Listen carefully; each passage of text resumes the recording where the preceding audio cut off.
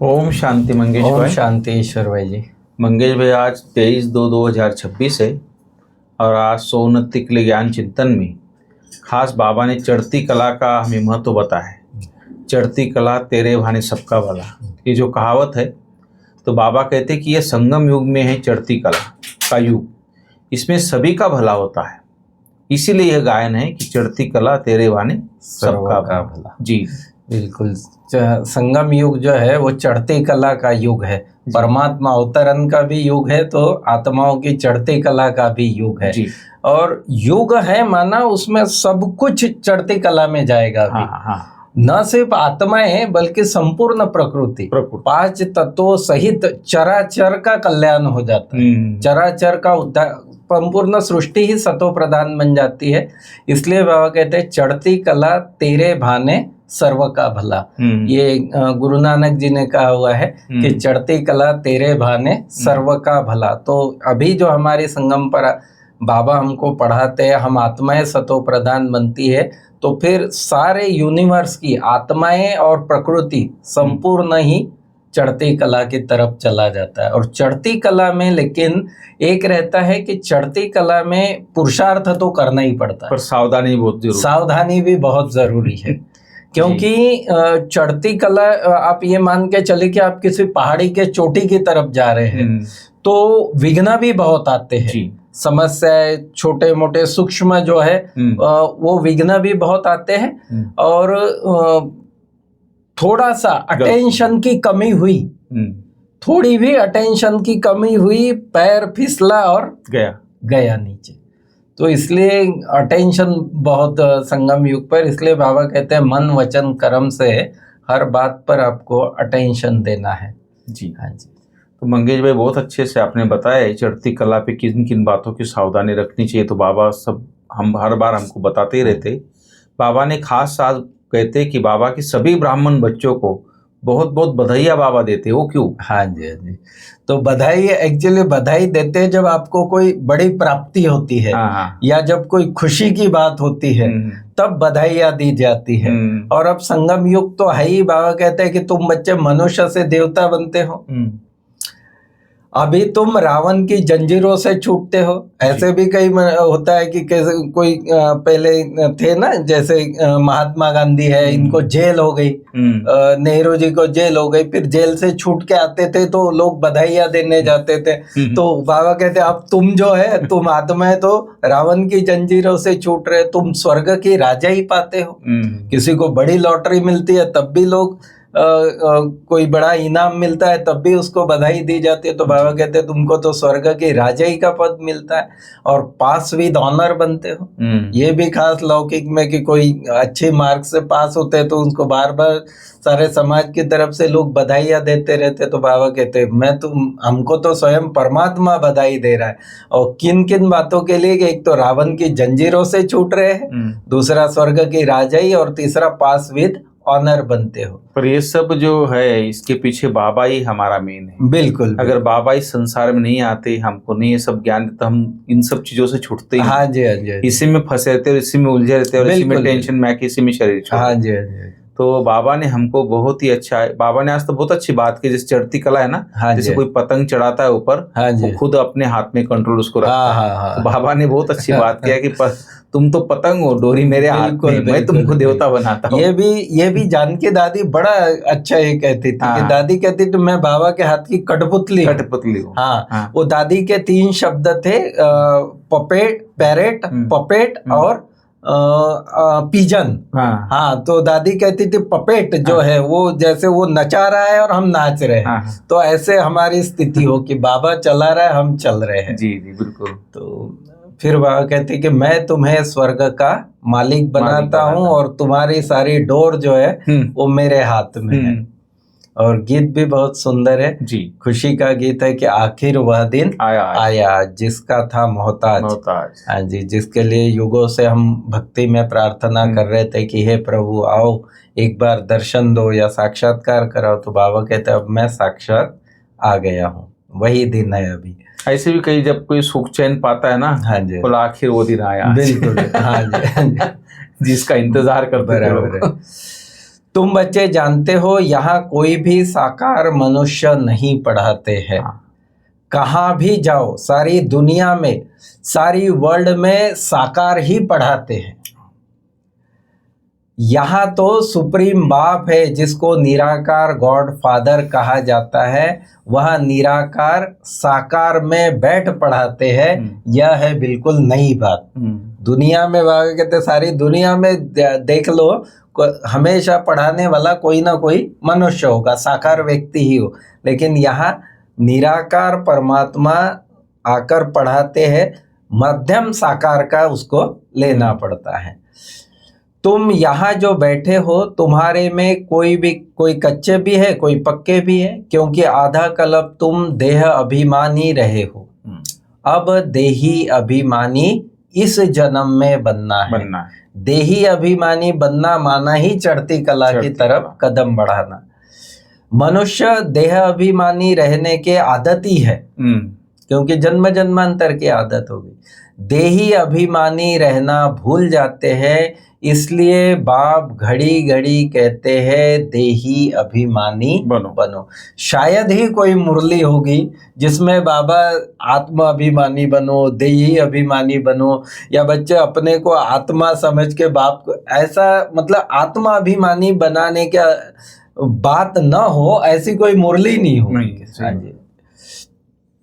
बाप बैठ समझाते हैं, मीठे मीठे बच्चों मेरा जन्म भारत में ही होता है। शिव बाबा आया था, गाया हुआ है, जो शिव जयंती शिवरात्रि हम मनाते हैं।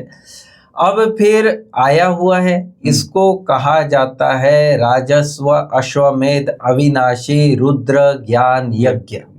ये जो बाबा ने यज्ञ रचा है, जिसको हम ब्रह्मा कुमारी ईश्वरीय विश्वविद्यालय कहते हैं, तो बाबा कहते हैं वास्तव में ये राजस्व अश्वमेध अविनाशी रुद्र गीता ज्ञान यज्ञ है इसका पूरा नाम। स्वराज्य पाने के लिए यज्ञ रचा हुआ है। आत्मा स्वराज्य पाने के लिए, और फिर ऑटोमेटिक उसके आधार पर विश्व राज्य मिल जाता है। मुख्य बात है याद की। याद करेंगे, पवित्र रहेंगे और स्वदर्शन चक्र फिराते रहेंगे तो फिर उच्च पद पाएंगे। याद करेंगे, पवित्र रहेंगे, धारणा भी, और स्वदर्शन चक्र फिराते रहेंगे तो उच्च पद पाएंगे। बाबा ने फिर आत्मा के अब आत्मा क्या चीज है वह भी मनुष्य मात्र नहीं जानते। कह देते आत्मा सो परमात्मा, ऐसा करके समेट देते हैं। बाबा कहते हैं आत्मा के लिए कहते हैं कि एक चमकता हुआ सितारा है जो भ्रुकुटी के बीच में रहता है। भ्रुकुटी के बीच में चमकता अजब सितारा, ऐसा इन आंखों से देख ना सके, भल कोई कितना भी कोशिश करे। शीशे आदि में बंद करके रखे कि देखे आत्मा निकलती कैसे है। ये प्रयोग हुआ भी है इस पे, लेकिन वो शीशा ब्रेक हो गया और बस, क्योंकि आत्मा दिखने वाले आंखों से, स्थूल आंखों से या कोई साइंस के साधनों से दिखने वाली चीज नहीं है। कोशिश करते हैं परंतु किसको भी पता नहीं पड़ता आत्मा क्या चीज है और कैसे निकलती है, कोई नहीं। दिव्य दृष्टि बिगर उसको देखा नहीं जाता। पावर ऑफ एनर्जी है ना। हाँ जी, हाँ जी। तो और दिव्य दृष्टि अनुभव कर सकते, महसूस कर सकते, बिल्कुल। और दिव्य दृष्टि की चाबी तो बाबा के पास ही है। हाँ, जैसे आत्मा शरीर में प्रवेश करती है पता थोड़ी पड़ता है। अब तुम भी जानते हो बाबा कैसे प्रवेश कर बोलते हैं। जैसे आत्मा का नहीं पता चलता है, ऐसे शिव बाबा भी ब्रह्मा तन में कब आया और कब जाता है इसका पता थोड़ी चलता है। उसमें कोई हलचल थोड़ी होती है या कोई प्रकाश थोड़ी फैलता है, ऐसे कुछ नहीं होता है। अभी यह है संगम युग, सर्व की चढ़ती कला का युग। सब चढ़ जाते हैं, सब ऊपर में जाएंगे, फिर तुम आएंगे स्वर्ग में पार्ट बजाने। वो फिर याद करा है बाबा ने कि ये जरूर याद रखो कि चढ़ती कला का युग है। वास्तव में महिमा तो एक शिव बाबा की ही है। उस बाप को भूलने के कारण ऑर्फन बन पड़े हैं। जो दुनिया की आज हालत जो है, माना गरीब बन गए या ऑर्फन बन गए, बाबा कहते हैं वो इस कारण से कि बाबा को भूल गए, परमात्मा को भूल गए। अभी तुम जानते हो बाप है ज्ञान का सागर। बोलते हैं तेरी धनी दूरी नहीं है क्या? हाँ हाँ, धनी दूरी नहीं रही। बिल्कुल, धनी धनी राय, धनी का परिचय ही नहीं। हाँ,